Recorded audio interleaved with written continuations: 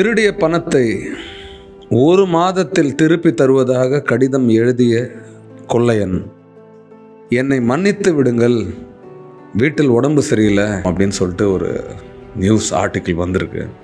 இது எங்கே திருடியிருக்காங்கன்னா ஒரு டீச்சரோட வீட்டில் திருடியிருக்காங்க. அவர் திருடினதை என்ன சொல்கிறாரு, என்னை மன்னிச்சிருங்கன்னு சொல்கிறாரு. அங்கே ஒரு மாதிரி ஒரு கூஸ் பம்ப்ஸ் ஏற்படுது. ஏன்னா திருடனாக இருந்தாலும் அவன் என்னை மன்னிச்சிருன்னு சொல்லும் போது அவன் அந்த இடத்துல அவன் திருடனும் இல்லை கொள்ளையனும் இல்லை, அவன் சமூக கைதியை தான் நான் பார்க்குறேன். நல்லா ஞாபகம் வச்சுக்கோ, என்னோட சப்ஸ்கிரைபர்ஸ் மற்றும் ஃபேமிலி எல்லாருக்குமே நான் சொல்கிறேன், இந்த உலகம் யாருக்காவது ஹெல்ப் பண்ணுறதுக்கு தயாராக வருமாப்பா? உனக்கு ஒரு அவசரம்னா இந்த உலகம் உனக்கு ஹெல்ப் பண்ணுமா? ஆனால் நான் நிறைய ஹெல்ப் பண்ணேன்னா, எனக்குன்னு ஒருத்தன் ஹெல்ப் பண்ணும் போது யாருமே இல்லைன்னா எத்தனை பேர் அந்த மாதிரி ஃபீல் பண்ணியிருக்கீங்க? உங்கள் ஃப்ரெண்டுக்கு நீங்கள் அவ்வளோ விஷயங்கள் செஞ்சுருப்பீங்க, ஆனால் அதே ஃப்ரெண்டு, வேறு ஃப்ரெண்டுலாம் இல்லை, அதே ஃப்ரெண்டு உங்களுக்கு ஒரு ஹெல்ப்னா வரல, வலிக்கும்ல?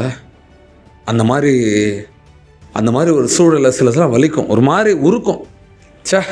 இப்படி இருக்காங்களடான்னு. உன்னோட வீட்டில் இருக்கிற எல்லாத்தையும் எடுத்துகிட்டு போய் கொடுத்துருப்ப.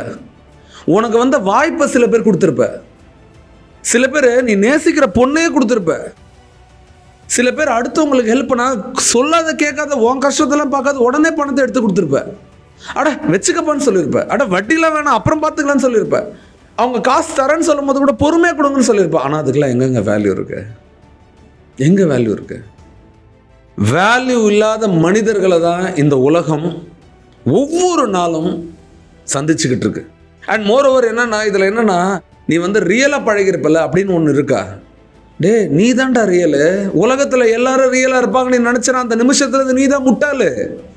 நீ தான் உண்மையான ஹெல்ப் பண்ணுற மனநிலையில் இருந்த. உலகம் நிறைய பேருக்கு ஹெல்ப்பே வேணான்றாங்க, நான் பண்ண மாட்டேன்றாங்க, நான் ஏமாந்துருவேன். ஆனால் தான் ஹெல்ப் வாங்கும்போது அந்த விஷயம் மறந்துடுவாங்க. இந்த நிமிஷத்துல இந்த ஒரு விஷயத்தை ஞாபகம் வச்சுக்கோ. கருணை இந்த உலகத்துக்கிட்ட எதிர்பார்க்காத, ஹெல்ப் இந்த உலகத்துல எதிர்பார்க்காத. மனசாட்சி அப்படின்னு என்னப்பா? மனசாட்சியை யாருக்கிட்டே எதிர்பார்க்காத. உடனே இந்த டீச்சர் கம்ப்ளைண்ட் பண்ணிட்டாரு. நியூஸ் நான் ஒன்று சொன்னேன்ல, ஒரு திருடன் எழுதி வச்சுட்டு போனா ஹெல்ப் கம்ப்ளைண்ட் பண்ணிட்டு வேறு என்ன பண்ணுவார்? அவரு கஷ்டப்பட்டு சம்பாரிச்சார்ல, அவரோட பணம் இல்லது, அவரோட நகல், அவர் எப்படி நம்புவார்? ஏன்டா சொந்த அண்ணன் தம்பியே இது பண்ண மாட்டாங்கப்பா. என்னைக்கோ செஞ்ச தப்பெல்லாம் இன்னும் நினச்சிட்டு இருக்காங்கப்பா. என்னைக்கோ தெரியாத செஞ்சதெல்லாம் இன்னும் நினச்சிட்டு இருக்காங்க. தெரிஞ்சு செஞ்சதை நினச்சா கூட பரவாயில்ல, மனசு ஆறிடும். யாரோ செஞ்ச தப்புக்கு ஏதோ ஒன்று நடந்ததுக்கு யாரையோ தண்டிச்சிட்டு இருக்காங்க. இன்னும் தெரியுமா, நிறைய பேரோட லைஃப்பில் இவங்க தப்புக்கு காரணமே இருந்திருக்க மாட்டாங்க. இவங்க நல்லது நினச்சிருப்பாங்க, ஆனால் இவங்க தான் அங்கே குற்றவாளியாக நிற்பாங்க.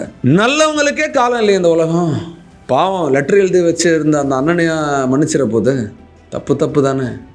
அப்போ ஹெல்ப் இனிமேட்டு நான் யார்கிட்ட எதிர்பார்க்கணும்? நான் இப்போ சொல்கிறேன், கங்கணம் கட்டிக்கோ. இந்த நிமிஷத்துலேருந்து இந்த உலகத்துக்கே நான் ஹெல்ப் பண்ணுன்றதை முடிவு பண்ணிக்கோ. அதில் மாற்று கருத்து இல்லை. நீ ஹெல்ப் பண்ணு. ஒவ்வொருத்தரும் என் வீடியோ பார்க்குற எல்லாருக்குமே சொல்கிற, தெய்வ நீ ஹெல்ப் பண்ணுவோம். உன் உள்ளத்தை நீ மாற்றாத. உன் அம்மா அப்பா உன்னை நல்லா வளர்த்துருந்தாங்க அப்படின்னா நிச்சயம் ஹெல்ப் பண்ணு.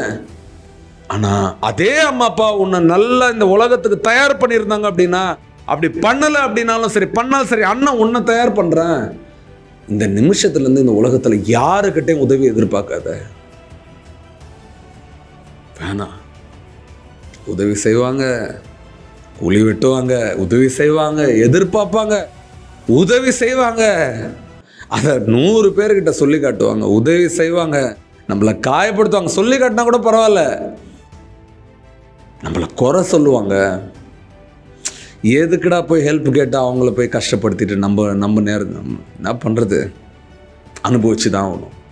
கஷ்டம்னு வந்தால் பல்லு கடிச்சிக்கிட்டு அனுபவி.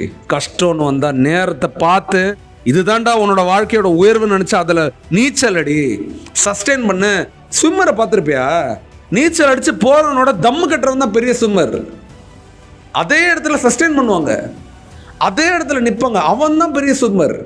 கிடச்சவனே ஓடி போய் அடிக்கிறவன் ஸ்விம்மரில் என்னை பொறுத்திருக்கும். அந்த தண்ணியில் சஸ்டெயின் பண்ணுறது தான் ஸ்விம்மர். லைஃப்ன்ற இந்த ஸ்விம்மிங் ரேஸில், லைஃப்ன்ற இந்த கடலில், லைஃப்ன்ற இந்த குளத்தில், லைஃப்ன்ற இந்த இடத்துல யார் ஒருத்தன் சஸ்டெயின் பண்ண கற்றுக்கிறானோ, தம்மு கட்ட கற்றுக்கிறானோ, அவன் தாண்டா தம்மானவன், அவன் தாண்டா தில்லானவன், அவன் தாண்டா உலகத்தில் பெஸ்ட் பர்சன் என்னை பொறுத்திருக்கும்.